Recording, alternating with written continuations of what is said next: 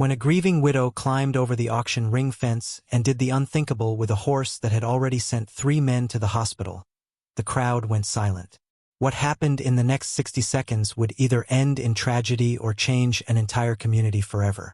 From a desperate mortgage notice to a lightning storm that revealed hidden truths, this wild mare carried more than just scars on her hide.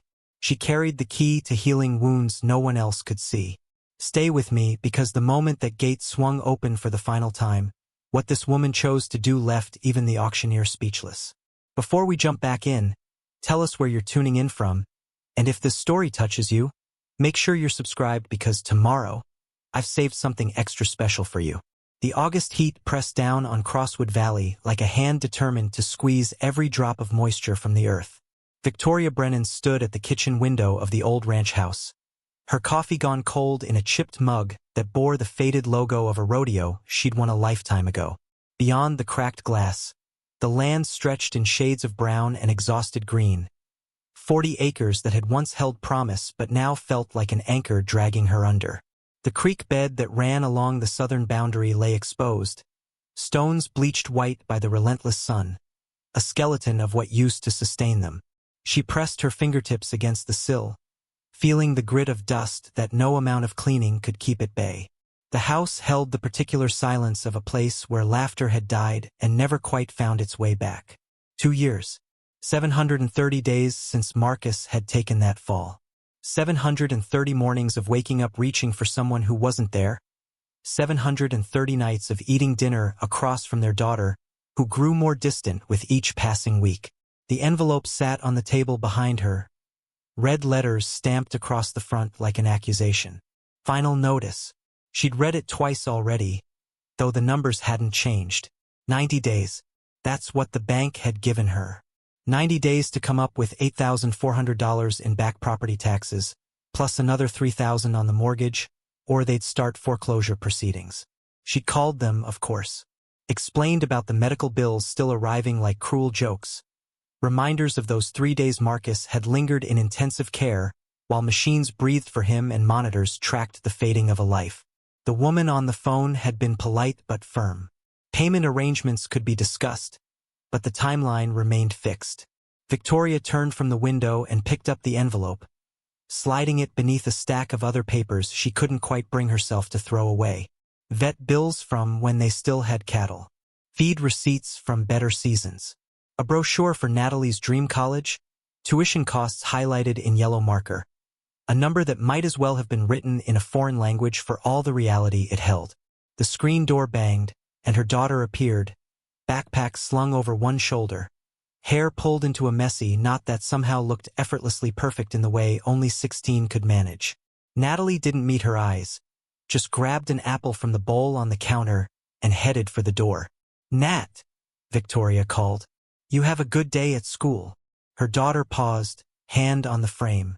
For a moment Victoria thought she might turn around, might offer something more than the monosyllables that had become their primary language. But Natalie just lifted her hand in a half-wave and let the door slam behind her. Through the window, Victoria watched her daughter climb into the battered pickup truck, the one they'd kept because selling it would have meant admitting they couldn't work the land anymore. The engine coughed twice before catching, black smoke puffing from the exhaust. Another repair they couldn't afford. Victoria returned to the window after the truck disappeared down the dirt road toward town, watching the dust settle back onto the drive. The barn stood off to her left, red paint peeling in long strips, revealing gray wood beneath that had weathered more storms than she cared to count. They'd stopped keeping horses after the accident. Couldn't afford the feed, couldn't afford the vet bills, and if she was honest with herself, couldn't bear the reminder. The empty stalls felt like a confession of failure every time she walked past. Her phone buzzed on the counter, a text from Rita Valdez at the feed store. "Heard you might be interested in the BLM auction Saturday. Got a wild bunch coming through. Might be something worth seeing." Below the text was a flyer, pixelated from being forwarded too many times, advertising the monthly Bureau of Land Management Mustang adoption at the Crosswood Livestock Auction House. Starting bids at $50. Dozens of horses available to qualified homes. Victoria almost deleted it. What would she do with a wild horse she couldn't afford to feed? On land she was about to lose, in a barn that held nothing but ghosts. But something made her thumb hover over the screen. She zoomed in on the grainy photo at the top of the flyer. A gray mare, dappled coat catching sunlight, head thrown back mid-rear, ears pinned flat against her skull. The caption beneath read, "Rebel, approximately 6 years old, removed from Mountain Ridge Preserve. Extreme caution advised. Not recommended for inexperienced handlers." The mare's eyes were wild in the photograph, showing white all around, and Victoria recognized that look. Pure distrust. The kind that came from being hurt, cornered, or both. She'd seen it in horses before, back when she and Marcus had run the training operation. Back when people brought them the difficult ones, the ones nobody else wanted to touch. Marcus had a gift for reading them, for knowing when to push and when to wait. He taught her that fear and aggression were usually two sides of the same coin, and patience could flip it. She set the phone down and walked to the hall closet, pulling open the door that always stuck in the humidity. On the top shelf, buried beneath winter coats and a box of Christmas decorations they hadn't used since the accident, sat a smaller wooden box. She lifted it down carefully, feeling the familiar weight. Inside, wrapped in tissue paper that crinkled with age, lay a single leather riding glove. Brown, worn soft at the palm and fingers, the stitching coming loose along the thumb. It had been Marcus's from their early days together, before they were married, before Natalie, before they'd saved enough to buy this land. He'd worn it on their first training session as partners, working with a spooked gelding that everyone else had written off as dangerous. Victoria held the glove to her face, breathing in leather and dust and the ghost of something she couldn't quite name. The memories came sharp and unwelcome. Marcus laughing as the gelding finally accepted a saddle. The way his hands had moved, confident and gentle at once. The evening they'd celebrated that first successful training, sitting on hay bales in the barn, planning a future that had seemed so solid, so certain. She wrapped the glove back in its tissue paper and returned the box to the shelf. The past needed to stay where it belonged. She had enough to worry about in the present without drowning in what used to be. By Thursday, the heat had climbed another 5 degrees, and the weatherman on the radio predicted no relief in sight. Victoria spent the morning trying to repair a section of fence that had finally given up, the posts rotted through at the base. She'd managed to prop it temporarily with spare lumber, but it was a bandage on a wound that needed stitches. Everything on the ranch felt that way now, held together with wire and prayer and the stubborn refusal to admit defeat. She was washing her hands at the kitchen sink when she heard the truck pull up outside. Through the window she watched Joseph Whitaker climb down from his ancient blue Ford, moving with the careful deliberation of a man whose joints had earned their complaints. He'd been the local veterinarian for 40 years before retiring, though he still kept his license current and would show up when people couldn't afford the younger vets in town. He'd been there the day Marcus died, had tried everything to stabilize him before the ambulance arrived. Victoria knew she'd never fully repaid that debt, though Joseph had never asked for payment of any kind. She met him on the porch, wiping her hands on her jeans. "Joseph, didn't expect to see you today." He settled himself on the top step with a grunt, removing his worn Stetson and setting it on his knee. His hair, white as new snow, was pressed flat where the hat had sat. "Figured I'd stop by, see how you're holding up." Victoria leaned against the porch railing, arms full. Preparing and narrating this story took us a lot of time, so if you are enjoying it, subscribe to our channel. It means a lot to us. Now back to the story. Folded. Still standing. "That's not what I asked." She looked out across the property, at the barn that needed paint, at the fence she'd just patched, at the dried creek bed glinting in the harsh light. "I got 90 days, Joseph. After that, the bank takes it. So I guess how I'm holding up depends on whether you're asking about today or 3 months from now." Joseph was quiet for a moment, turning his hat in his hands. "Rita mentioned you might be heading to the auction Saturday. Rita talks too much. Rita cares. There's a difference." He looked up at her, his eyes still sharp despite the years. "You thinking about getting back into training?" Victoria laughed, but there was no humor in it. "With what money? What facility?" I can't even keep my fences standing, let alone take on a project horse. Sometimes a project horse is exactly what a person needs. Joseph stood slowly, joints popping. That mare they're bringing in, Rebel, I've seen her. I was there when BLM rounded up that herd from Mountain Ridge. She's got fire in her, Victoria. The kind that doesn't go out, it just waits. Waiting for what? Someone who understands what it means to survive. He placed his hat back on his head, adjusting the brim. I'm not saying you should bid on her. That's your choice. But I am saying that sometimes the thing we think we can't handle is exactly what we need to remember who we used to be. He left without waiting for a response, his truck kicking up dust as it made its way down the drive.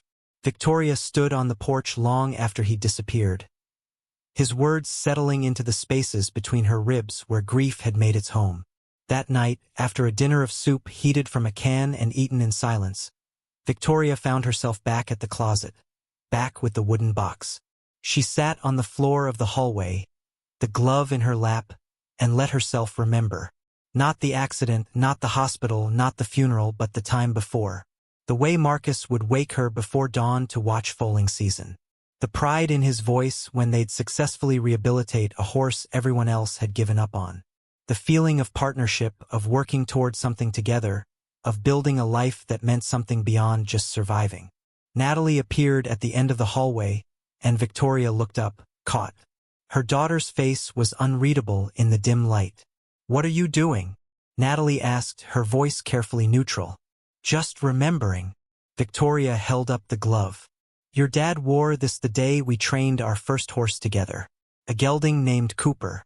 Everyone said he was too far gone, too aggressive. But your dad saw something else." Natalie moved closer, slowly, like approaching something that might spook. She slid down the wall to sit across from her mother, knees pulled to her chest. What did he see? Someone who was scared and didn't know how else to show it. Victoria traced the worn stitching with her thumb. "Your dad believed that most bad behavior was just fear wearing a different mask. You just had to be patient enough to let them take it off." "Do you still believe that?" Victoria met her daughter's eyes and saw the real question there. "Do you still believe anything? Do you still believe in us? Do you still believe there's a point to any of this?" She wanted to say yes, wanted to offer certainty and hope and all the things mothers were supposed to provide. But the truth sat between them like the glove in her lap, worn and fragile and carrying the weight of everything they'd lost. "I'm trying to," she said finally. "I'm trying." Natalie nodded slowly, then stood and retreated to her room. The door closed softly, and Victoria was alone again in the hallway, holding a piece of leather that couldn't protect anything anymore. But Saturday morning, she found herself climbing into the truck, the glove tucked into her jacket pocket, heading toward the Crosswood Livestock Auction House. She told herself she was just going to look, just going to see what Joseph had been talking about. She told herself a lot of things on that drive, but somewhere beneath all the reasonable excuses and practical denials, a small flame had caught on something she'd thought had burned out completely. Hope was a dangerous thing when you had nothing left to lose. But as Victoria pulled into the gravel parking lot, watching ranchers and brokers and curious onlookers file into the building, she realized that maybe having nothing left to lose was exactly what made hope possible again. The auction house smelled of hay and diesel fuel and the particular musk of nervous horses. She bought a bidder's card for $5 she could barely spare and found a seat near the back, where she could watch without being noticed. The auctioneer, Frank Morrison, took his position at the podium, adjusting his microphone with the practiced ease of a man who'd done this 1,000 times. "All right, folks, let's get started. We've got 40 head today, mostly Mustangs from the Mountain Ridge Roundup. BLM's offering them up for adoption to qualified homes. Remember, these are wild horses, not your backyard ponies. They require experience, patience, and proper facilities." The first few horses went quickly, bids climbing into the hundreds for the younger geldings and mares that showed calmer temperaments. Victoria watched the dynamics of the room, noting who bid on what, recognizing some faces from the old days when she and Marcus had attended these auctions regularly. In the front row sat Derek Holloway, his pressed shirt and polished boots standing out among the working ranch where most people favored. She knew his reputation. He bought horses cheap, gave them minimal training, and flipped them for profit. The ones that didn't work out often ended up at slaughter auctions in neighboring states.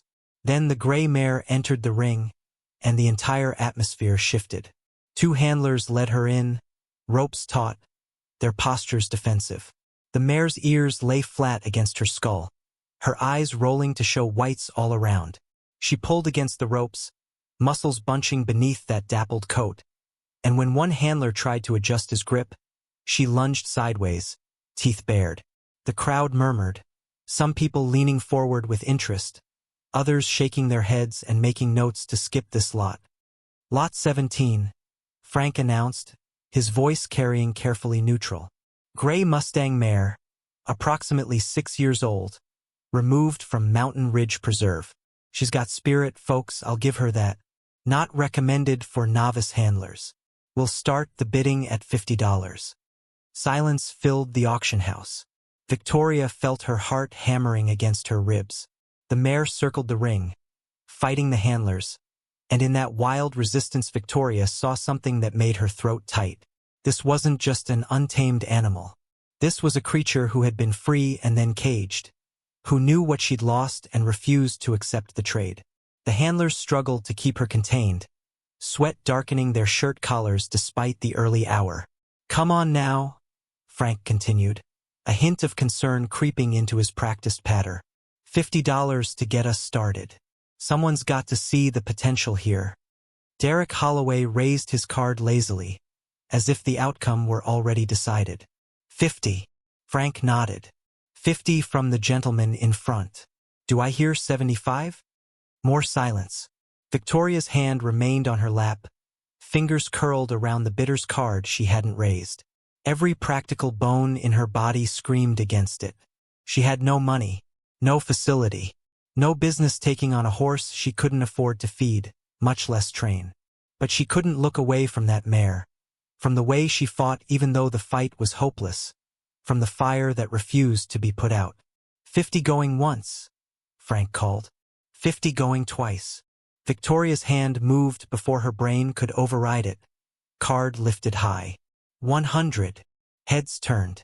Derek Holloway twisted in his seat to see who'd bid, his expression darkening when he spotted her. He raised his card again. 125. Victoria's pulse roared in her ears.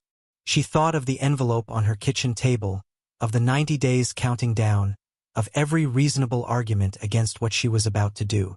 Then she thought of the glove in her pocket, of Marcus's voice saying that fear and aggression were 2 sides of the same coin, of Joseph's words about remembering who she used to be. She raised her card. 200. The crowd stirred now, sensing drama. Derek's jaw tightened. He glanced at the mare, calculating, then back at Victoria. 250. In the ring, the mare reared suddenly, pulling both handlers off balance. One rope slipped free, and for a heart-stopping moment the animal was loose, wheeling in the confined space, searching for escape that didn't exist. 3 men rushed to help corner her, and Victoria watched the mare's sides heaving, watched the terror and rage and desperate confusion in those rolling eyes. This wasn't about the auction anymore.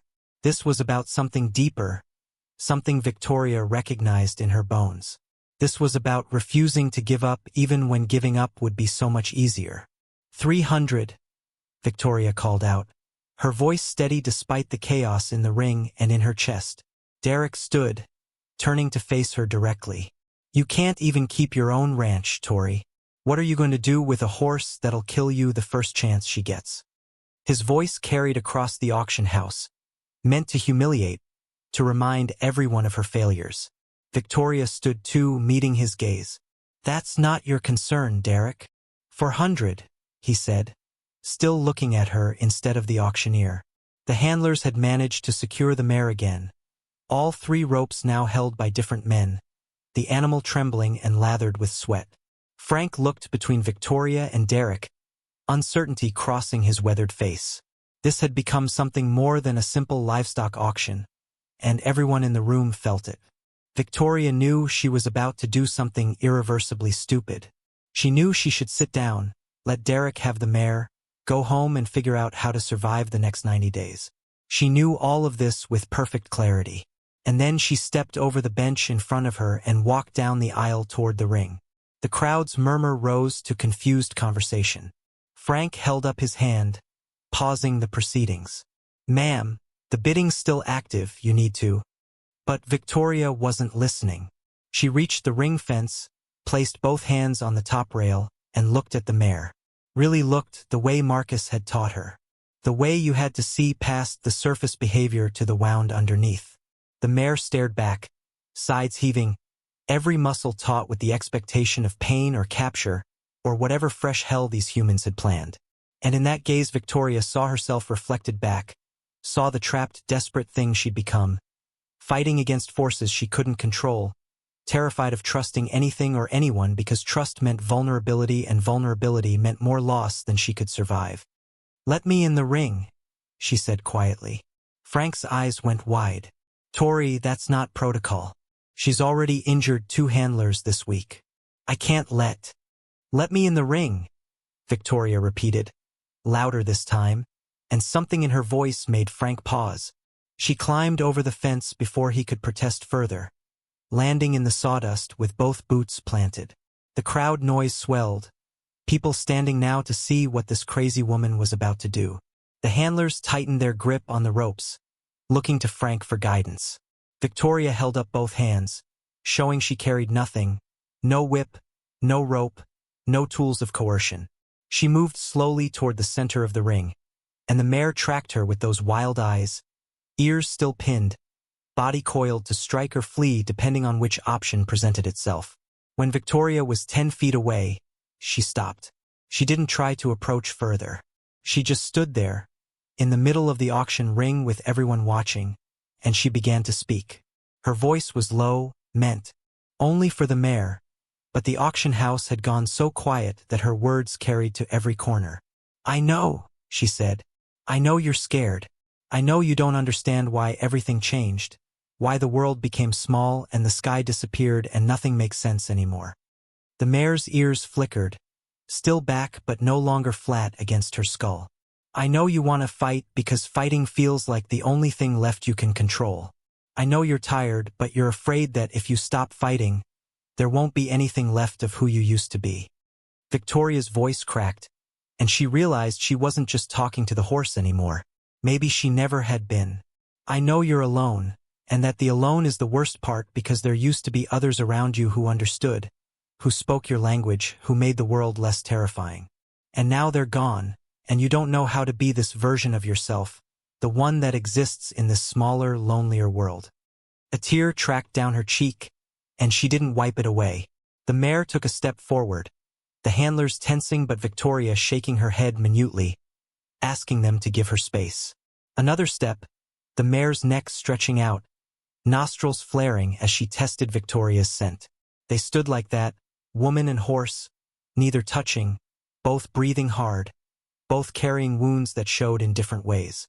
"But I also know," Victoria whispered, and now her hand moved slowly to her pocket, drawing out the worn leather glove, "that sometimes the thing that scares us most is the thing we need. Sometimes trust is terrifying because it means hoping again, and hope can break your heart worse than any kick or fall." She held out the glove on her palm, not offering it to the mare but just showing it. This talisman of everything she'd lost and everything she was trying to remember how to be. The mare's muzzle dropped, breath hot against Victoria's palm, against the leather that had touched so many other horses in so many other moments of learning trust. And then, so gently that Victoria almost didn't feel it, the mare's soft nose pressed against the glove, against her hand, accepting the contact. The auction house exploded in noise, people shouting and clapping, but Victoria barely heard it. She was watching the mare's eyes, watching the way the wildness hadn't disappeared but had shifted, becoming something else, something that might, with time and patience and the right kind of understanding, transform into partnership. Frank's voice cut through the chaos, shaky but determined to maintain order. "Well, folks, I think we've just seen something I've never seen in 40 years of auctioneering. The bid stands at 400 from Mr. Holloway. Do I hear 450? Victoria turned to face the crowd, her hand still extended, the mare's nose still touching her palm. She looked at Derek Holloway, at his expression of calculation and frustration. She looked at the people gathered here, some with phones out recording, some with tears on their faces, some just shaking their heads in disbelief. And she understood that whatever happened next, this moment had already changed something fundamental, not just for her, but for everyone who had witnessed a woman and a wild horse recognize each other's pain. 500, she said clearly. Not a question, not a plea, just a statement of intent. She had no idea where that money would come from. She had no idea how she'd feed this animal or train her or keep the bank from taking everything. But standing in that ring, with a creature as broken and fierce as herself finally willing to touch something offered in trust, Victoria understood that some decisions weren't about practicality. Some decisions were about choosing to fight for something again, even when the odds were impossible. Especially then. The silence that followed Victoria's bid felt heavier than the August heat pressing down on the auction house roof. Derek Holloway remained standing in the front row, his polished boots planted wide, jaw working as he calculated his next move. Around him, the crowd had gone from stunned quiet to a low murmur of speculation. Phones were out now, recording, several people already typing furiously on their screens to share what they just witnessed with whoever wasn't there to see it themselves. Frank Morrison cleared his throat into the microphone, his weathered face showing the strain of trying to maintain professional composure in a situation that had careened far outside normal auction protocol. He glanced at the handlers still gripping the mare's ropes, then back to Victoria standing in the center of the ring with her hand still extended toward the gray horse who had, against all expectation, chosen to make contact rather than strike.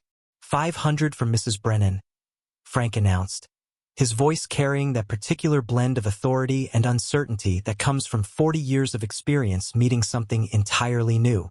Mr. Holloway, the bid is to you at 550. Derek's eyes narrowed as he studied Victoria, clearly trying to determine if this was genuine intent or some kind of emotional breakdown playing out publicly. He'd built his business on reading people, on knowing when someone was bluffing, when they had resources they weren't showing, when they were one bad day away from folding completely. Victoria Brennan, by all accounts he'd heard around town, was deeply in that last category. Foreclosure notices, medical debt, a teenage daughter to support. No rational person in her position would be standing in an auction ring making bids she couldn't possibly cover.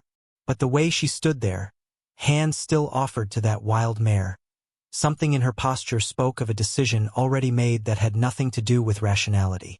Derek had seen that look before, usually right before someone did something spectacularly stupid that cost them everything. The question was whether he wanted to push this further, drive the price up just to watch her crash harder, or whether cutting his losses now made more sense. The mare was beautiful, sure, and wild horses had a certain market appeal once you got some basic training into them. But this one had already put 2 of his hired hands in urgent care, and he had a dozen other prospects that wouldn't require combat gear to handle. He lowered his bidder's card with a slight shake of his head, the gesture carrying just enough theatrical disappointment to suggest he was being gracious rather than strategic. "She's all yours, Tori," he called out, voice pitched to Carrie. "Hope you've got good insurance." A ripple of laughter moved through the crowd, but it died quickly when Victoria turned to look at Derek. Her expression held no anger, no triumph, just a kind of tired recognition of exactly what he was and what he'd tried to do. She nodded once, acknowledging his withdrawal, then returned her attention to the mare. Frank brought the gavel down with 3 sharp cracks that echoed off the metal rafters. "Sold for $500 to Victoria Brennan. Ma'am, you'll need to settle payment and sign the adoption papers in the office. Handlers, let's give Mrs. Brennan some space with her new horse, but stay close in case she needs assistance." The men holding the ropes looked at each other with clear skepticism but slowly released their grip, keeping the lines within reach but allowing them to go slack. The mare's head came up sharply at this change, ears swiveling, testing this new variable. Victoria remained motionless, letting the animal process, giving her time to understand that the pressure had released, that the immediate threat of being forced or pulled or constrained had backed off. "Easy girl," Victoria murmured, her voice pitched low and steady. Nobody's going to hurt you. Not today. Not anymore if I can help it. She took one careful step backward, giving the mare space, and watched as the horse's nostrils flared, testing the air. Another step back, and Victoria slowly lowered herself to sit in the sawdust, making herself smaller, less threatening. It was a technique Marcus had taught her years ago, working with traumatized horses. Meet them low, he'd say. Predators stand tall. Prey animals feel safer when you're down at their level.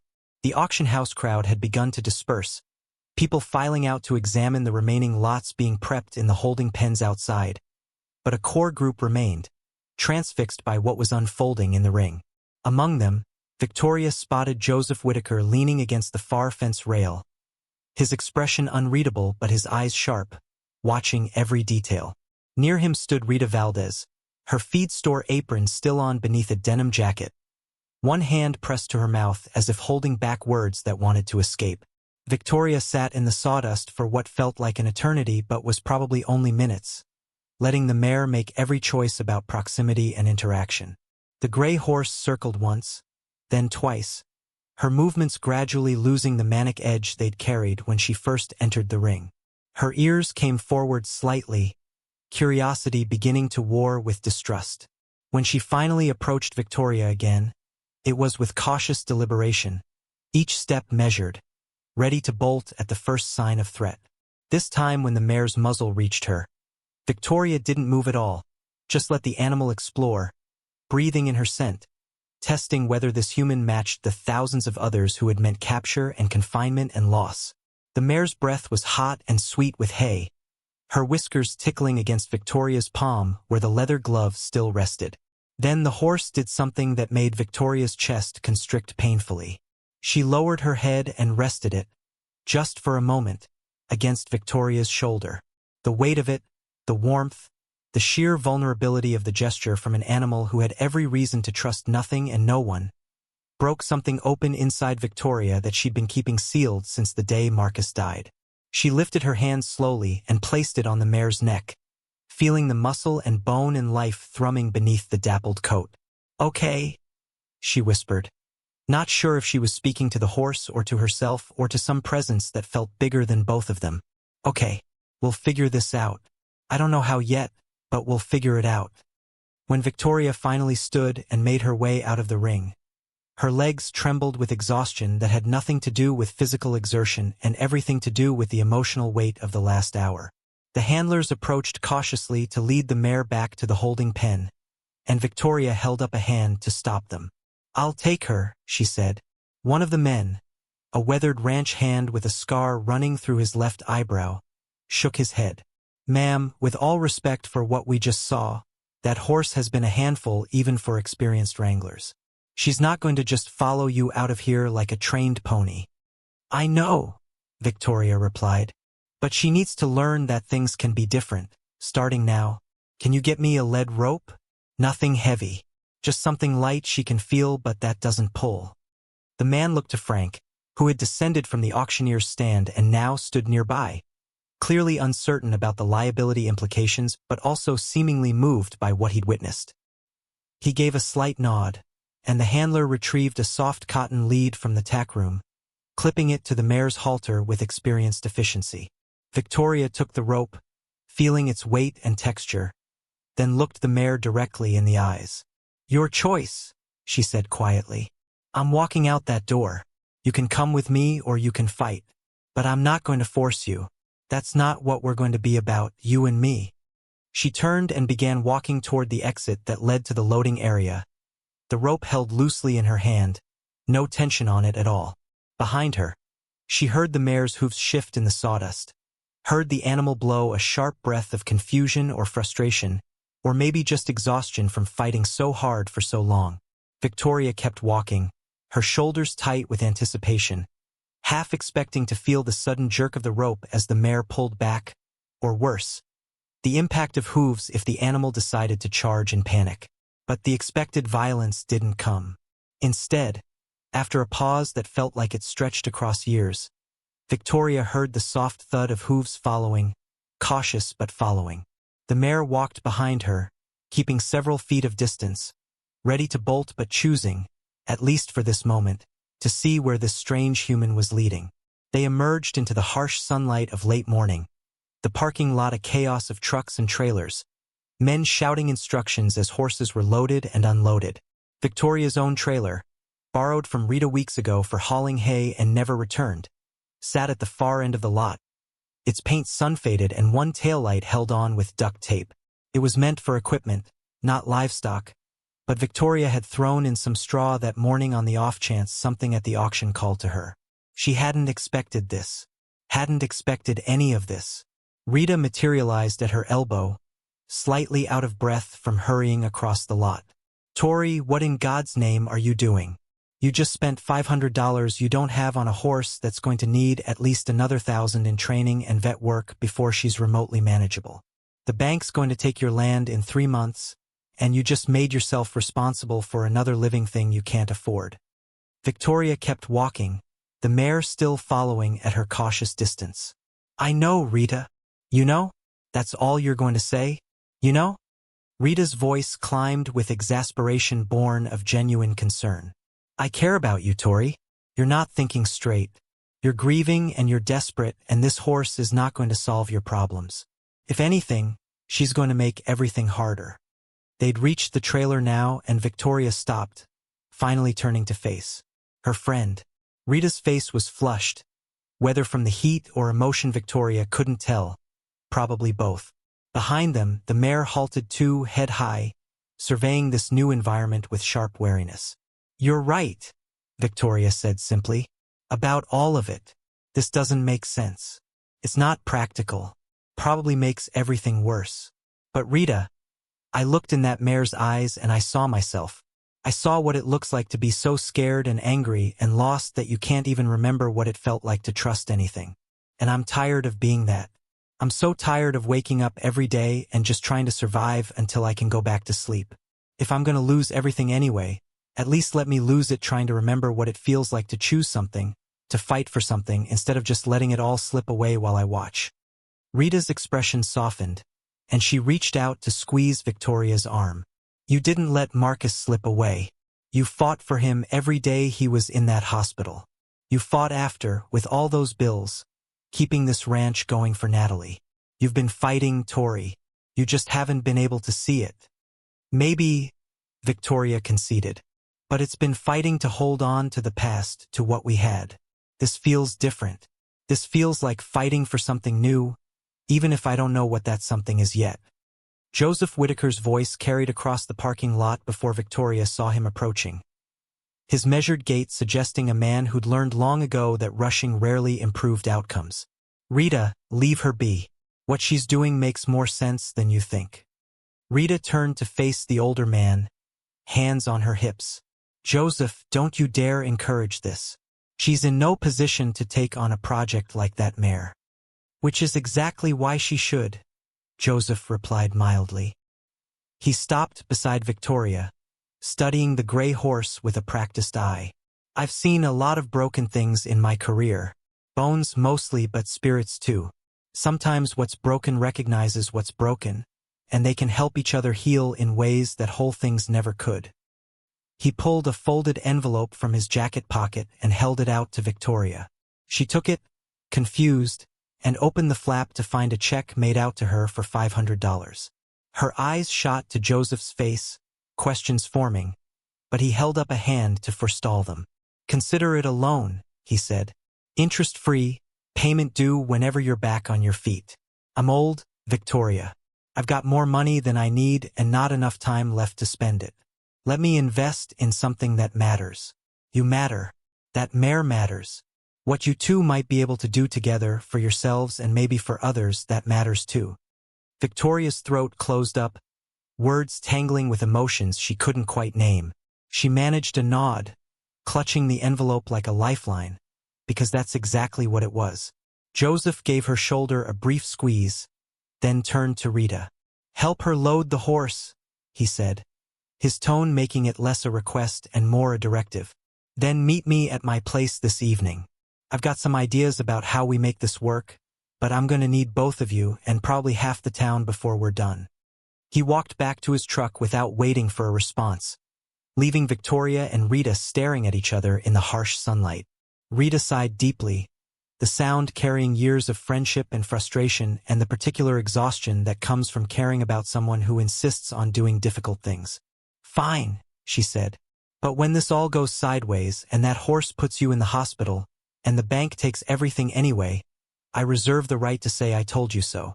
"Deal," Victoria replied, feeling the ghost of a smile tug at her mouth for the first time in recent memory. Loading the mare proved less complicated than expected, though that was relative. The horse balked at the trailer ramp, snorting and backing up several steps when Victoria first tried to lead her toward it. But Victoria didn't force, didn't pull, just stood at the base of the ramp and waited. She pulled an apple from her pocket, one she'd grabbed that morning without really thinking about why, and took a bite herself before offering the rest to the mare. The horse's ears pricked forward at the scent, curiosity overcoming caution by inches. She stretched her neck out, lips peeling back to show teeth as she carefully took the apple, crunching it with obvious pleasure. Victoria produced another apple, this one whole, and tossed it gently into the trailer where it rolled to a stop in the straw bedding. The mare watched it fall, looked at Victoria, then back at the apple. The internal calculation was almost visible, weighing desire against danger. Finally, with mincing steps and every muscle ready to bolt, the mare placed one hoof on the ramp. It creaked under her weight, and she froze, but Victoria remained calm, leaning against the side of the trailer like she had all day to wait. The mare tried another step, then another until she was inside, head lowered to investigate the apple. Victoria closed the trailer gate with careful quiet, securing the latch, and released a breath she hadn't realized she'd been holding. The drive back to the ranch took 40 minutes on county roads that were more patch than pavement, the trailer rattling behind the truck in a way that made Victoria wince every time she hit a pothole. She drove slowly, mindful of the precious cargo behind her, a creature who'd already been through enough trauma without adding a rough transport to the list. Through the rear window she could see the mare's gray head visible through the trailer slats, ears swiveling to catch every new sound. When she finally pulled down the long drive to the Brennan Ranch, the afternoon sun had begun its descent toward the mountains, painting everything in shades of amber and bronze. The barn cast long shadows across the yard, and Victoria felt the familiar clench of anxiety that came every time she returned home these days, wondering what new disaster might have developed in her absence. But today, beneath the anxiety, something else flickered. Not quite hope, not yet, but maybe the shadow of it, the suggestion that hope might be possible again if she could just keep moving forward. She backed the trailer up to the barn's main entrance, an awkward maneuver that took 3 attempts and left fresh tire tracks in the packed earth. When she finally killed the engine, the sudden quiet felt profound. For a moment Victoria just sat there, hands on the wheel, letting herself feel the magnitude of what she'd done. $500 she'd have to pay back somehow. A wild horse with trauma that matched her own. 3 months until foreclosure. A daughter who barely spoke to her. Medical bills that never stopped coming. And somewhere in the middle of all that impossible weight, a strange lifting sensation, as if by choosing to take on one more unbearable thing, she'd somehow made the rest feel slightly less crushing. The screen door banged, and Victoria looked up to see Natalie standing on the porch, backpack still slung over her shoulder, having apparently just gotten home from wherever she spent her Saturdays lately. Victoria climbed out of the truck, and mother and daughter regarded each other across the yard, a distance that felt like miles despite being maybe 30 feet. "Did you buy a horse?" Natalie called, her voice carrying a mix of disbelief and something Victoria couldn't quite identify. "Yeah," Victoria replied. "I bought a horse. We can't afford a horse." "I know." Natalie walked closer, stopping at the fence rail to peer at the trailer where the mare's silhouette was visible through the slats. "What's wrong with it?" "Her name is Rebel, and there's nothing wrong with her. She's just been through things that made her not trust people anymore." "So you bought a horse we can't afford that doesn't trust people." Natalie's tone was flat, but Victoria detected something underneath, a careful neutrality that suggested her daughter was working hard to keep some other reaction in check. "That about sums it up, yeah." For a long moment they stood there, Victoria by the truck, Natalie at the fence, the trailer between them with its cargo of complicated salvation. Then Natalie did something unexpected. She climbed over the fence and walked to the trailer gate, peering through the slats at the gray mare inside. "She's pretty," Natalie said quietly. "Looks scared, though." "She is," Victoria agreed, moving to stand beside her daughter, close enough to touch if either of them reached out, though neither did. "But being scared doesn't mean she can't heal. It just means she needs time and patience and someone willing to see past the fear to what's underneath." Natalie turned to look at her mother, and Victoria saw her own face reflected in her daughter's features. The same stubborn jaw, the same eyes that had seen too much too young.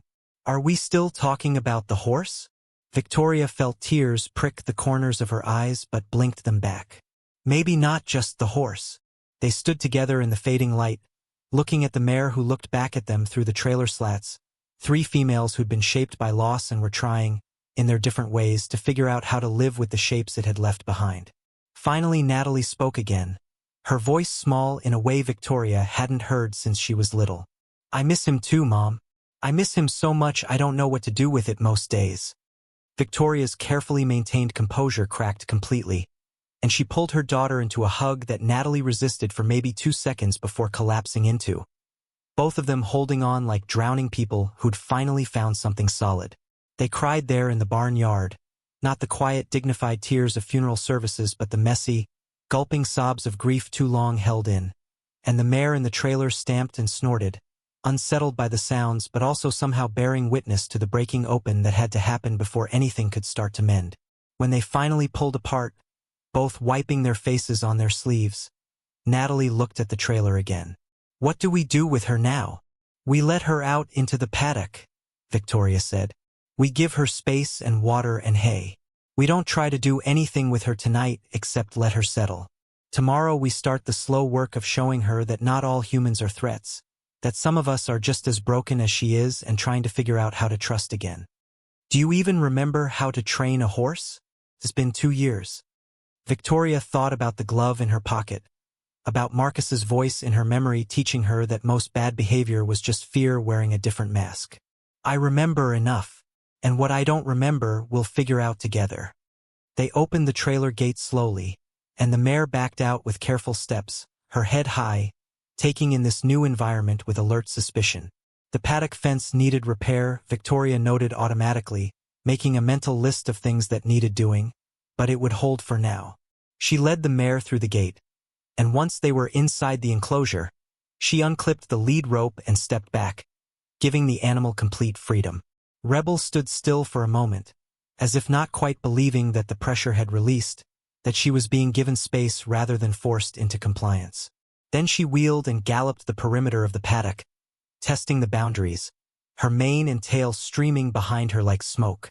She was magnificent in motion, all power and grace and untamed spirit, and Victoria felt something in her chest respond to that wildness, that refusal to be completely broken no matter what had been done to break her. Natalie climbed up to sit on the fence rail, and Victoria joined her, both of them watching the gray mare run. The sun dropped lower, painting the sky in streaks of orange and purple, and somewhere in the distance a dog barked, and the ordinary sounds of a ranch evening settled around them like a familiar blanket that Victoria had forgotten she missed. "Mom," Natalie said after a while. "Joseph Whitaker called the house earlier, said you should come by his place around 7. Said he had some people who wanted to talk about the mare." Victoria glanced at her daughter. "What people?" "He didn't say, just that it was important." Natalie paused, then added, "I want to come too, if that's okay." "Of course it's okay." Victoria bumped her shoulder gently against her daughter's. "I'd like that." They sat in companionable silence as the light faded, watching Rebel gradually slow her frantic pacing, watching her finally stop at the water trough and drink deeply, watching her sides heave with exhaustion from fighting battles that maybe, just maybe, she wouldn't have to fight alone anymore. And Victoria thought about Joseph's words, about broken things recognizing broken things, about the possibility that healing might look like a woman and a wild mare and a grieving teenager sitting on a fence rail while the day died and something new waited to be born in whatever came next. At 6:45, Victoria and Natalie climbed into the truck, leaving rebels settled in the paddock with fresh hay and water. The drive to Joseph's property took 15 minutes, following the county road north toward where the valley began its climb into the foothills. Joseph's place was modest, a small ranch house surrounded by well-maintained outbuildings, the kind of property that showed years of careful attention without being showy about it. His old clinic, converted now into a combination workshop and storage space, stood separate from the main house, its windows glowing with warm light. When Victoria pulled up, she was surprised to see several other vehicles already parked in the gravel lot. She recognized Rita's truck and the county extension agent's official vehicle, and a few others she couldn't immediately place. Whatever Joseph had planned, it involved more people than she'd anticipated, and Victoria felt a flutter of anxiety in her stomach. She'd spent 2 years keeping mostly to herself, avoiding the community gatherings and church socials where people would look at her with pity and ask how she was holding up. The thought of walking into a room full of people who knew her story made her want to put the truck in reverse and drive home. Natalie must have sensed her hesitation because she reached over and squeezed her mother's hand briefly. "We can do this," she said, and the "we" in that sentence meant more than any lengthy speech could have. They walked together to the converted clinic, and Victoria knocked once before Joseph's voice called for them to enter. Inside, the space had been arranged with folding chairs in a rough semicircle, and seated in them were about a dozen people, all of whom turned to look when Victoria and Natalie entered. Rita was there, as promised, along with Frank Morrison from the auction house. The county extension agent, a woman named Barbara Chun who Victoria had worked with years ago on ranch improvement grants.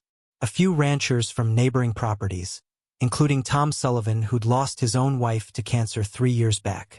And in the back row, somewhat to Victoria's surprise, Derek Holloway, his expression neutral but his presence raising immediate questions about why he'd come.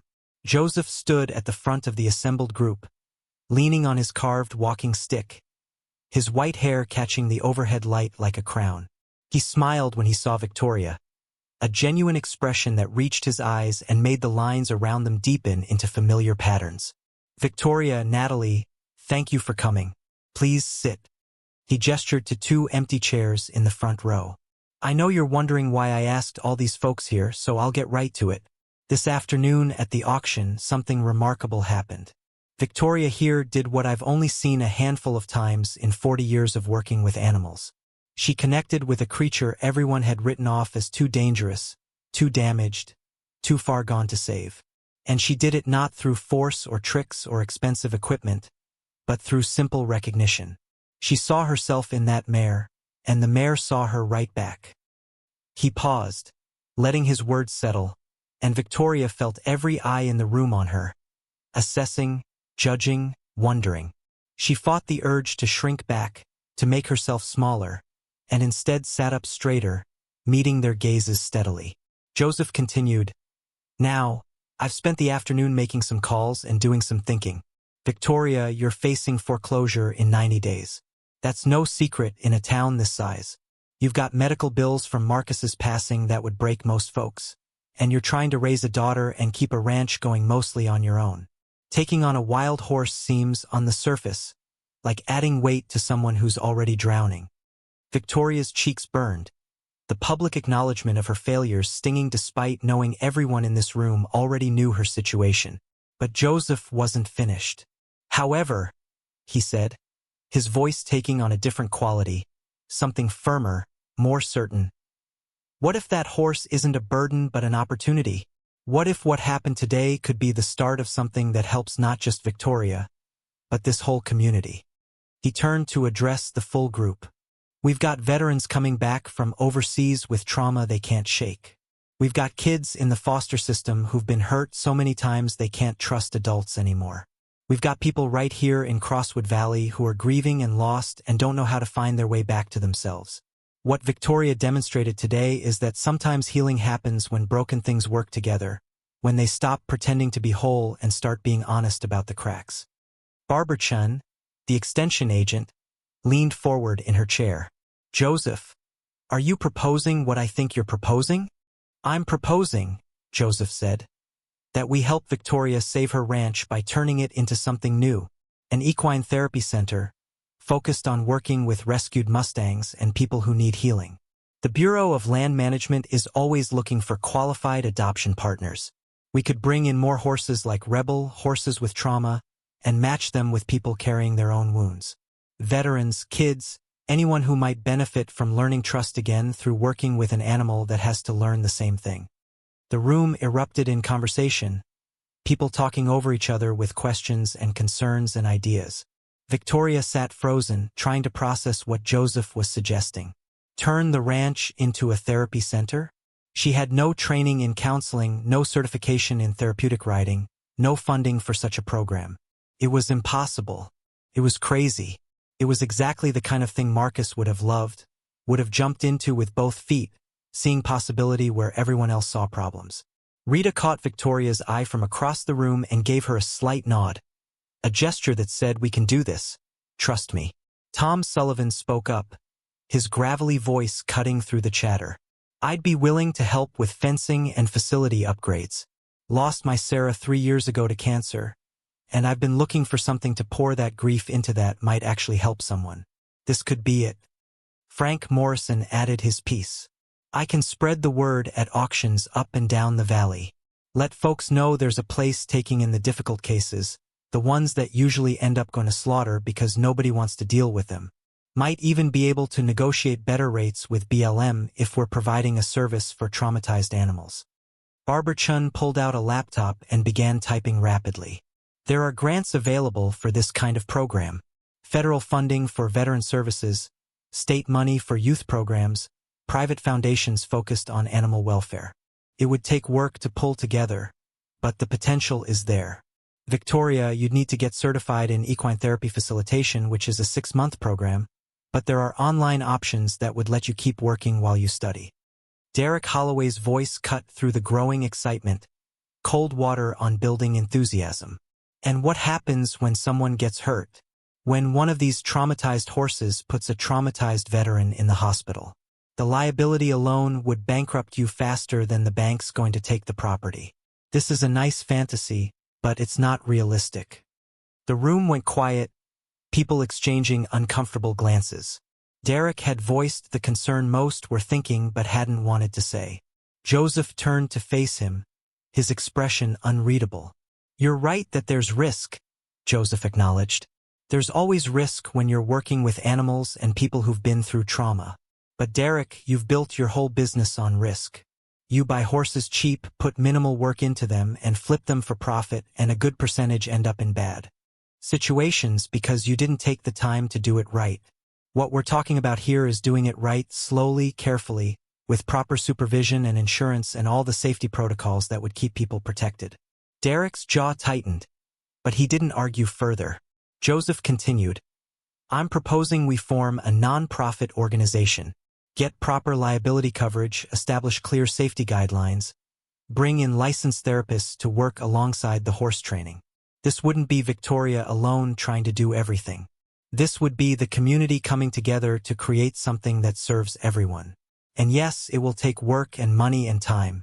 But the alternative is Victoria loses her ranch, that mare probably ends up dead, and we miss an opportunity to help the people in this valley who are hurting and don't have anywhere to turn." He looked directly at Victoria. "But this only works if you want it, Victoria. If you're willing to take on the challenge of building something new from the pieces of what you've lost. Nobody here is going to force your hand. This has to be your choice."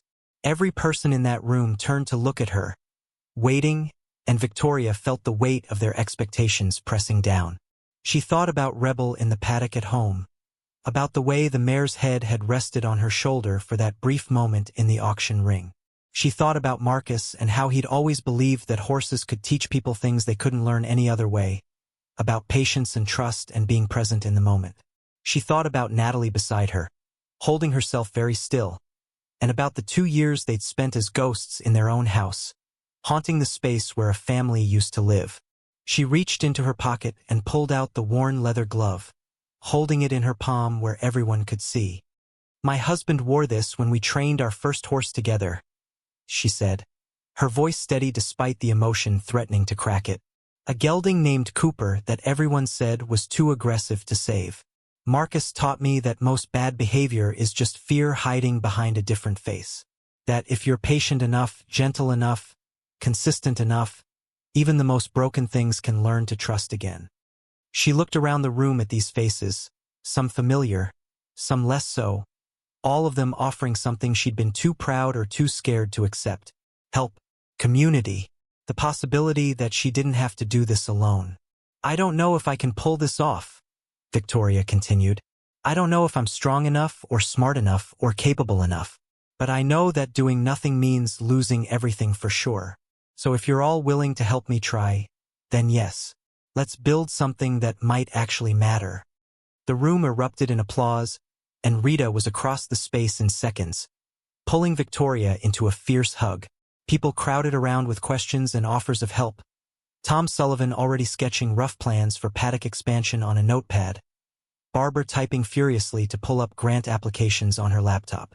Natalie stood beside her mother, and when Victoria glanced down at her daughter, she saw something that had been missing for too long. Her daughter was smiling. The Sunday morning sun broke over the eastern ridge with the kind of clarity that only came after the heat had baked every bit of moisture from the air. Victoria stood at the paddock fence with her first cup of coffee, watching Rebel move through the early light. The mare had settled somewhat overnight, her movements less frantic, though her ears still swiveled constantly, tracking every sound, every shift in the wind. She was beautiful in a raw, unfinished way, all angles and tension, a creature still deciding whether survival meant flight or fight. Natalie emerged from the house in sweatpants and an old rodeo shirt that had belonged to Marcus, the fabric worn thin from washing. She carried 2 granola bars and offered one to her mother without speaking. They ate standing at the fence, a companionable silence that felt different from the heavy quiet that had characterized their relationship for the past 2 years. This silence held space rather than creating distance. "What's the plan?" Natalie asked after finishing her breakfast, crumpling the wrapper and shoving it in her pocket. Victoria sipped her coffee, considering. "First thing is just to be present. Let her get used to us being around without demanding anything. No trying to touch her, no pushing into her space. We're just going to exist near her and see what she does with that." "That's it? Just stand here?" "That's it." Victoria glanced at her daughter. "Healing isn't always dramatic, Nat. Sometimes it's just showing up consistently and being trustworthy. That's harder than it sounds." They spent the next hour doing exactly that, moving around the property on their usual morning tasks, carrying hay to the feed shed, checking the water trough levels, examining fence lines for weak spots. All tasks that kept them in Rebel's sightline but didn't focus directly on her. Victoria explained as they worked that horses were prey animals, hardwired to notice when predators stared at them, when attention became pressure. By going about their business as if the mare's presence was simply a natural part of the landscape, they were sending a message that she didn't need to be on constant alert. Rebel watched them with obvious suspicion at first, head high, body coiled to bolt if either human moved too quickly or came too close. But as the morning wore on and nothing threatening happened, her stance gradually relaxed by degrees. Her head lowered slightly. Her ears came forward more often than they pinned back. Once, when Victoria was refilling the water trough, the mare approached to within 6 feet before stopping, close enough that Victoria could hear her breathing, see the individual whiskers around her muzzle. Victoria kept her movements slow and deliberate, talking quietly as she worked, her voice a steady stream of low nonsense that wasn't about the words but about the tone. "That's right, you're figuring it out.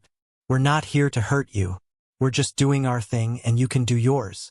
No pressure, girl. You get to decide how close is comfortable." When the trough was full, Victoria stepped back and moved away, giving Rebel room to drink if she chose. The mare waited until Victoria was 20 feet distant before approaching the water, dipping her muzzle in with obvious relief, drinking long and deep. It was a small thing, but Victoria felt a flutter of satisfaction. Trust was built in moments like this, in ordinary actions repeated until they became predictable, until predictable became safe. By mid-morning, the heat was building toward uncomfortable, and Victoria suggested they take a break in the shade of the barn's overhang. They dragged out 2 old camp chairs and sat watching the paddock from this new vantage point. Rebel had found a spot on the far side where a scraggly cottonwood offered some protection from the sun, and she stood hipshot, one back leg resting, her tail swishing lazily at flies. She looks almost peaceful, Natalie observed. Almost, Victoria agreed. But see how her weight is still on her front legs? She's resting, but she's ready to move in a heartbeat if she needs to. That'll change as she settles more, but it takes time. A truck rumbled up the drive, and both women tensed slightly before recognizing Rita's familiar vehicle. She parked near the barn and climbed out with a cardboard box balanced on one hip, her expression mixing determination with something that looked like barely contained excitement. "Brought some supplies," Rita announced, setting the box down on the ground between Victoria and Natalie. Inside were brushes, combs, hoof picks, basic grooming supplies that Victoria hadn't owned in 2 years. Beneath those, several notebooks, a stack of what looked like curriculum guides, and a thick folder labeled grant applications. "Rita, you didn't have to do all this," Victoria started, but Rita waved her off. "Barbara Chun sent over the grant stuff last night. She's already filled out the preliminary paperwork for 3 different funding sources, but you'll need to review and sign. The curriculum guides are from an equine therapy program in Colorado that she's been in contact with. They're willing to consult as you get set up, and they've offered to let you do a site visit once you're ready." Rita pulled out the notebooks and handed one to Victoria. "This is for documentation. Every interaction with Rebel, every training session, every milestone. If you're going to make this a legitimate therapy operation, you need records of everything." Victoria thumbed through the blank pages, feeling simultaneously overwhelmed and grateful. "I don't even know where to start with all this." "You start by doing what you're already doing," Rita said firmly. "You work with that mare, you document your progress, and you let the rest of us handle the bureaucratic nightmare of making this legal and funded. Barbara's got experience with nonprofit setup. Tom Sullivan is organizing a work crew to repair fences and upgrade facilities. Joseph is working his network to line up potential clients once you're ready. Your job is the horses and the healing. Let us handle everything else." Natalie had been flipping through one of the curriculum guides, her brow furrowed in concentration. "Mom, this says most equine therapy programs have multiple horses with different temperaments. Rebel's just one mare, and she's not exactly beginner-friendly." "That's the next step," Rita acknowledged. "Frank Morrison called me this morning. Said he's got 2 more Mustangs from the same herd that are scheduled for auction in 3 weeks. Both geldings, younger, might be easier to work with than Rebel. He's willing to hold them back if we can get the adoption paperwork processed in time." Victoria's mind raced, trying to calculate costs and logistics and whether she was completely insane to be considering expanding before she'd even begun. "Rita, I can barely afford to feed 1 horse right now, let alone 3. And I'd need more space, better fencing, probably another shelter structure." "Which is where the grants come in," Rita countered. "And the community support. Victoria, you've spent 2 years trying to handle everything alone because asking for help felt like admitting defeat. But that's not what this is. This is people recognizing something valuable and wanting to be part of it. Let them." Before Victoria could respond, another vehicle appeared on the drive.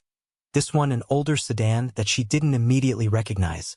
It parked behind Rita's truck, and a man in his late 50s climbed out, moving with the careful deliberation of someone whose body had been through physical trauma.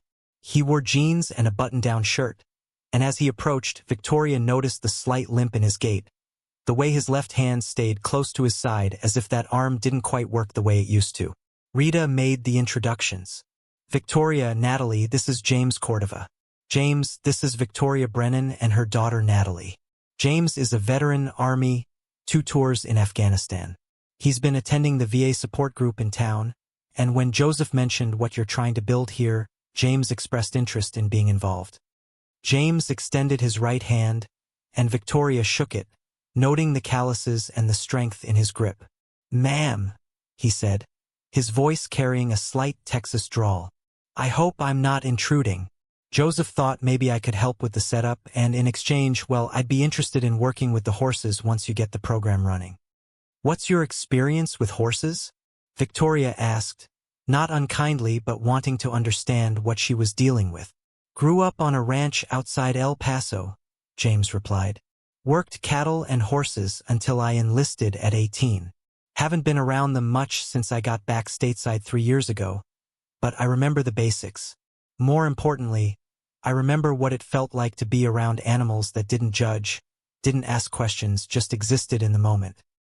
He glanced toward the paddock where Rebel stood watching this new arrival with alert suspicion. That your wild mare everyone's talking about? That's Rebel, Victoria confirmed. She's been through some things. Still figuring out if humans are worth trusting. James nodded slowly, something in his expression suggesting he understood that calculus intimately. Aren't we all? He said quietly. Rita checked her watch and announced she needed to get back to the feed store for the afternoon shift, but she'd return that evening with dinner and more paperwork for Victoria to review. James asked if there was anything useful he could do while he was here, and Victoria found herself pointing out the section of fence that needed replacing, the barn door that hung crooked on broken hinges, the dozen small repairs that had accumulated over 2 years of just barely keeping things functional. I can handle that, James said. If you've got tools and materials, I can spend a few hours making things more solid. Victoria showed him to the workshop behind the barn where Marcus's tools still hung on pegboards. Exactly where he'd left them, gathering dust but waiting. James ran his hand over a well-used hammer with something like reverence. Good tools, he murmured. A man who takes care of his tools generally takes care of everything else too. He did, Victoria said, her throat tight. He took care of all of us. James glanced at her, understanding flickering in his eyes. Joseph mentioned you lost your husband. I'm sorry. That's a weight that doesn't get lighter, just more familiar. Victoria nodded, unable to speak past the sudden lump in her throat. James seemed to sense her difficulty and simply began gathering what he needed for the fence repair, giving her space to collect herself.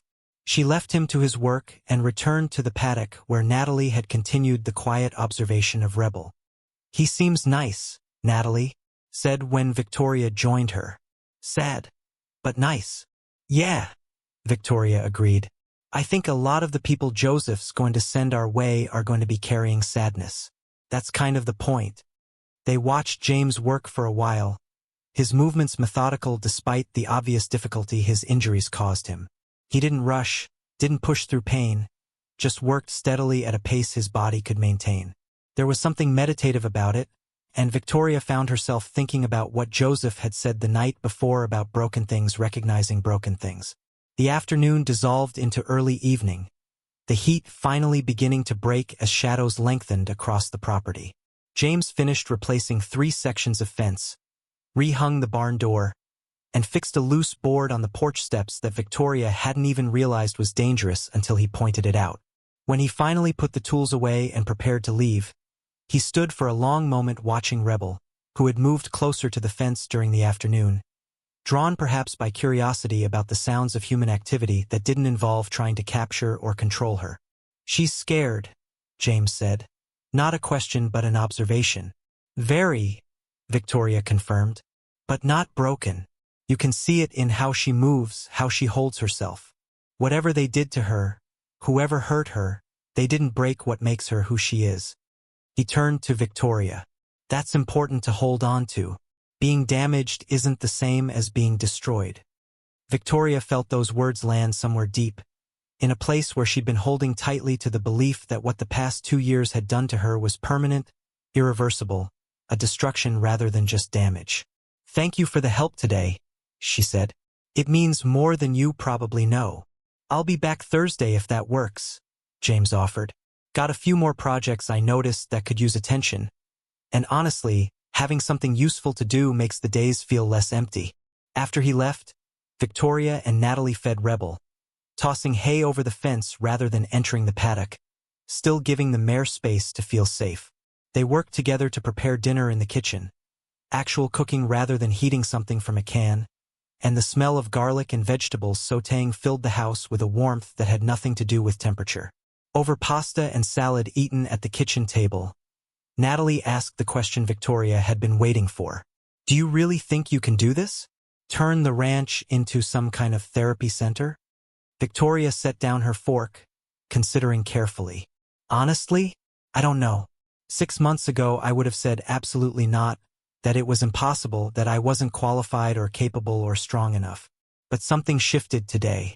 Maybe yesterday at the auction, or maybe when Joseph laid out his vision, or maybe just watching that mare begin to settle even a tiny bit. I don't know if I can do it, but I know I have to try. Does that make sense? Yeah, Natalie said softly. It does. And for what it's worth, I think Dad would love this idea. He always said the ranch should be about more than just making a living, that it should mean something.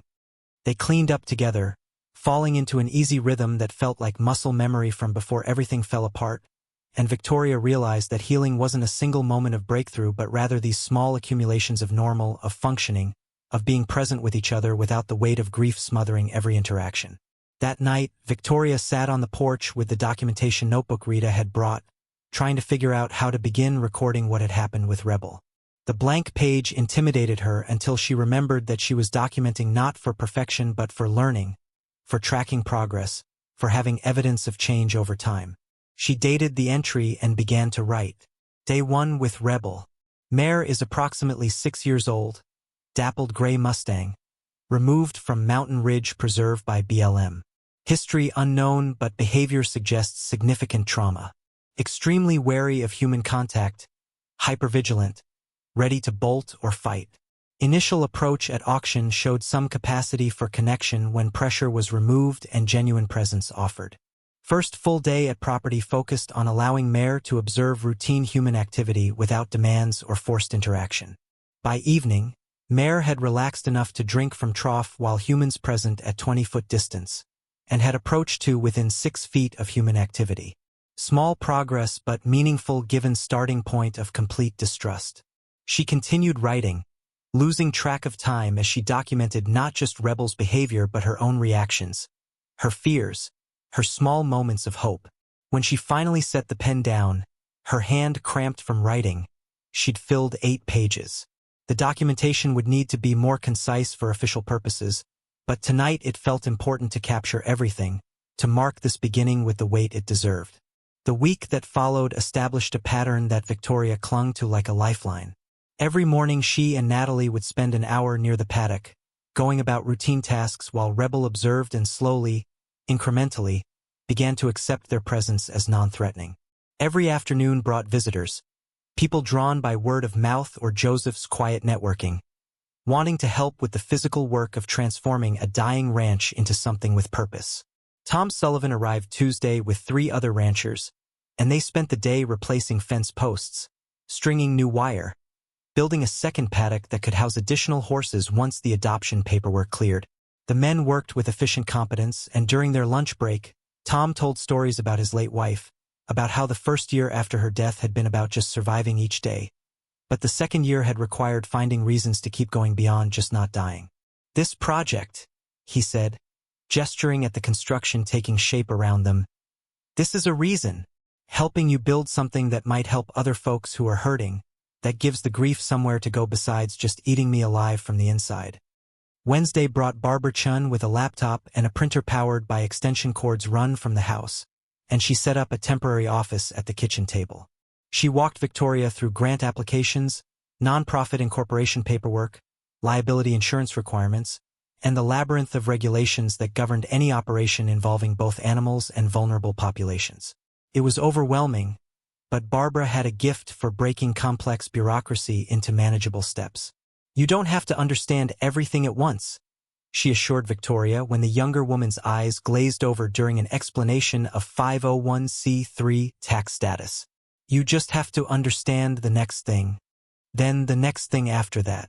One step, then another step. That's how anything meaningful gets built. Thursday, James returned as promised and brought with him 2 other veterans from his support group. Kevin was younger, maybe 30, with a service dog who stayed glued to his side and alert eyes that tracked every movement. Marcus, confusingly sharing a name with Victoria's late husband, was older, Vietnam-era, carrying decades of trauma he'd never quite learned to name. They worked alongside James on various repairs, and during water breaks they stood at the paddock fence watching Rebel with an attention that went beyond casual interest.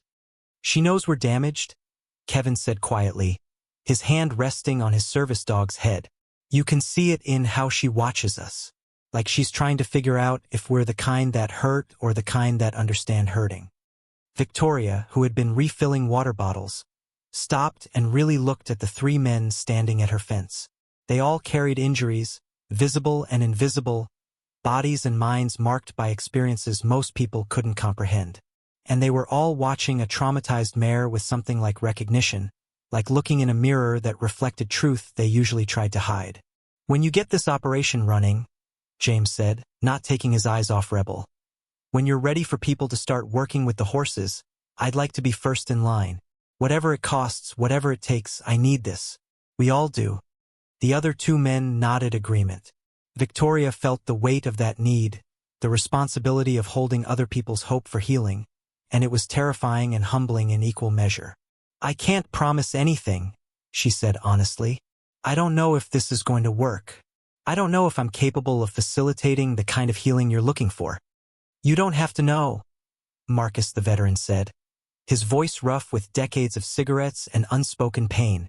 "You just have to try. That's more than most people are willing to do for folks like us." By Friday evening, the ranch looked more functional than it had in 2 years. Fresh fences enclosed 2 paddocks. The barn door hung straight. Various small repairs had transformed dilapidated into merely worn. Rita arrived with takeout from the diner in town and a stack of papers requiring Victoria's signature, documents that would officially establish the Brennan Ranch Equine Therapy Center as a nonprofit organization pending state approval. They ate on the porch as the sun set, Victoria and Natalie and Rita, watching Rebel graze in the paddock with movements that had relaxed considerably over the week.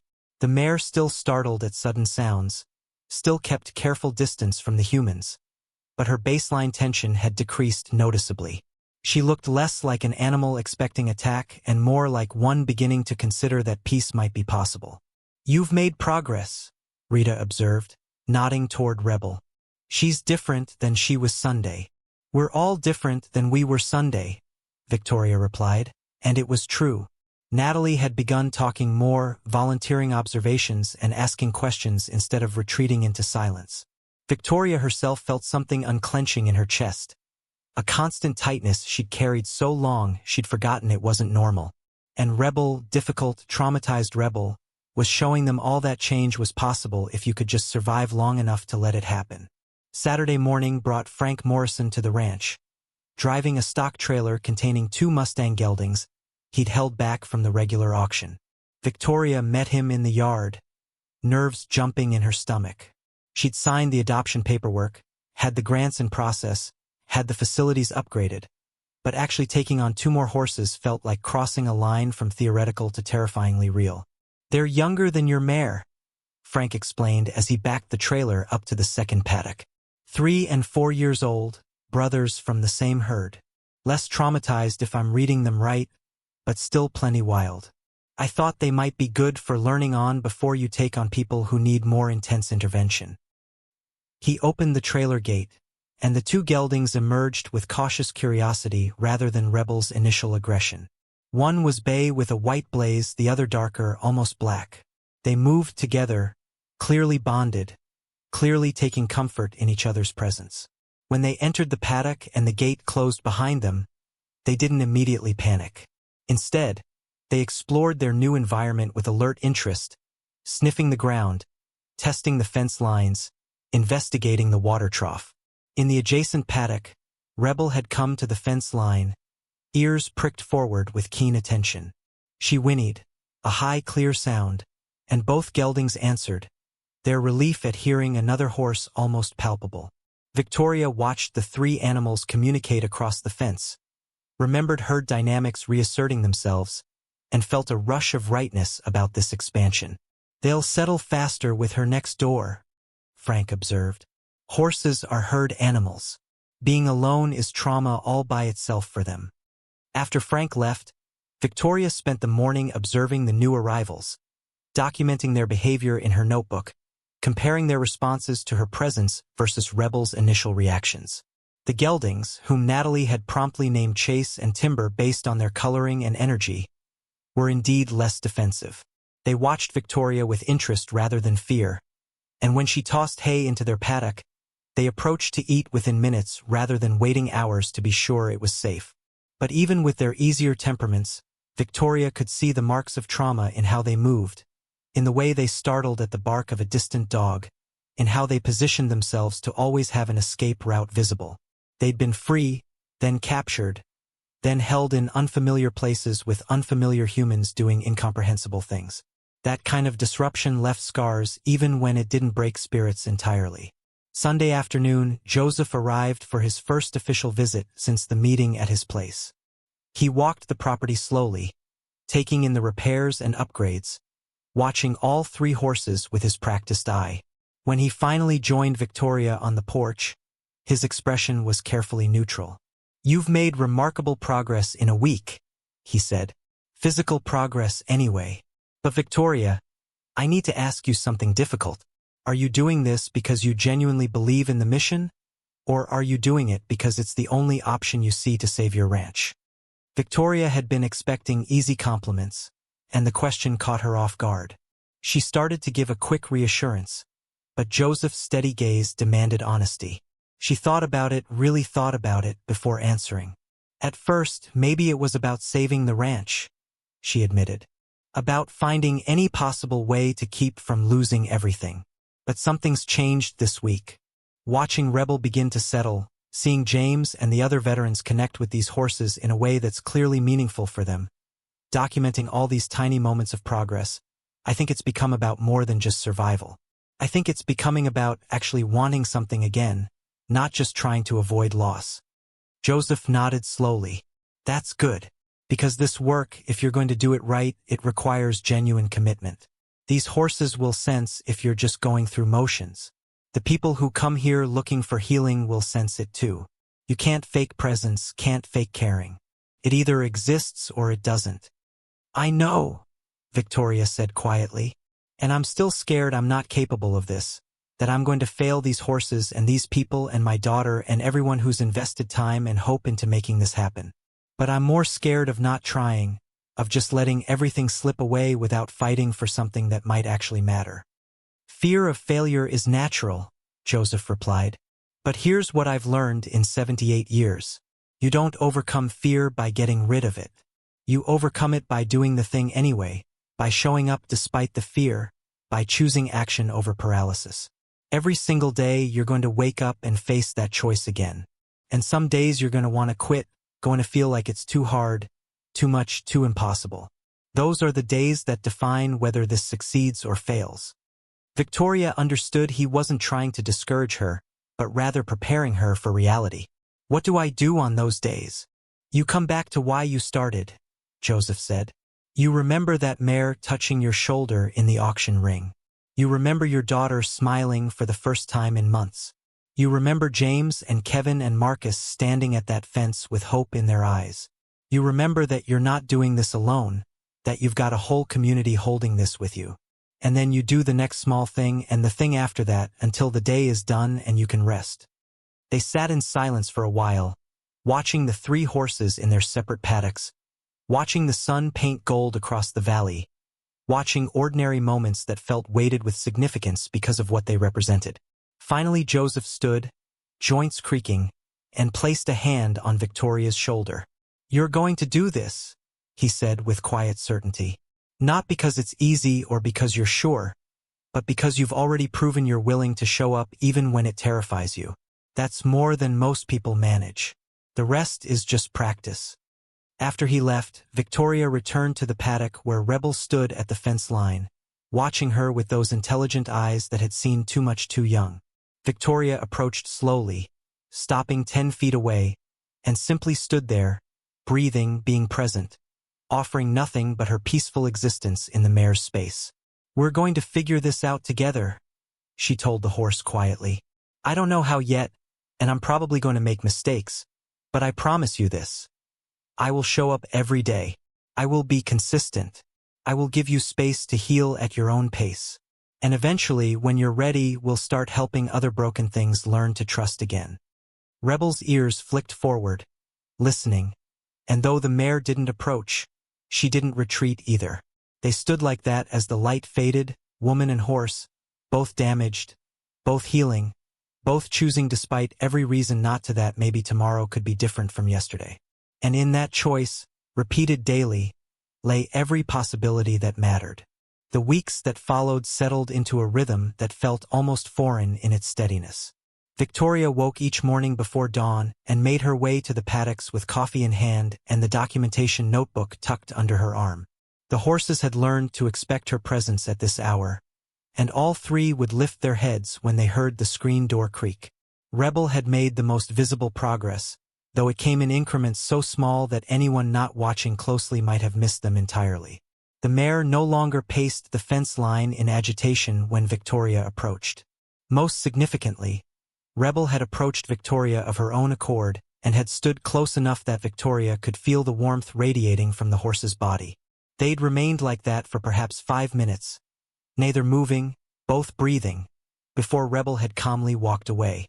James had become a near-constant presence at the ranch, appearing most mornings and staying until mid-afternoon. One morning in mid-September, he stood at the paddock fence with his attention fixed on Rebel.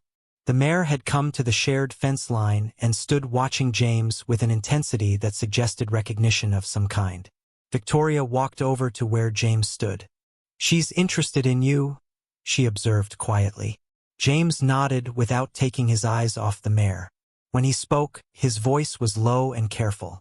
He told her about Afghanistan, about the IED, about the street dog that had sat beside him in the sand when everything else was chaos, about having to leave that dog behind and how nothing in 3 years of therapy had touched the part of him that broke when he walked away. "But standing here," James continued, his voice barely above a whisper, "watching these horses who've been through their own kind of hell, who have every reason not to trust but are trying anyway, something in me recognizes something in them, and for the first time since that day in the sand, I feel like maybe I'm not completely broken." Rebel did something then that made Victoria's breath catch. The mare extended her neck through the fence rails and pressed her forehead against James's chest, right over his heart, and held it there. James's hands came up slowly, trembling, and rested on either side of the mare's face. He bent his head until his forehead touched hers, and they stood like that, man and horse, both carrying wounds that would never fully heal but had found in each other some measure of recognition and acceptance. The months rolled forward. More participants began coming through word of mouth, veterans and teenagers from foster care and survivors looking for ways to rebuild trust. Each session brought new insights about healing, about presence, about the power of simply showing up consistently without judgment. In mid-December, the 6-month evaluation team arrived. After 2 days of observation and interviews, the lead assessor delivered findings that brought tears to Victoria's eyes. The grant would continue with an increase for year 2. The program was working, creating measurable change, building community around authentic healing. On a February morning, cold and crystalline clear, Victoria entered Rebel's paddock alone. The mare approached without hesitation, months of consistent presence having built a foundation of trust. Rebel pressed her forehead against Victoria's chest, and they stood like that in the winter silence, woman and horse, both scarred, both healing, both choosing every day to remain open to connection despite every wound that suggested otherwise. The ranch that had nearly been lost had become something entirely new, a place where damage didn't disqualify but rather qualified, where healing looked like choosing trust again and again, where small daily choices to show up and be present built toward something larger than survival alone. Up next, you've got 2 more standout stories right on your screen. If this one hit the mark, you won't want to pass these up. Just click and check them out.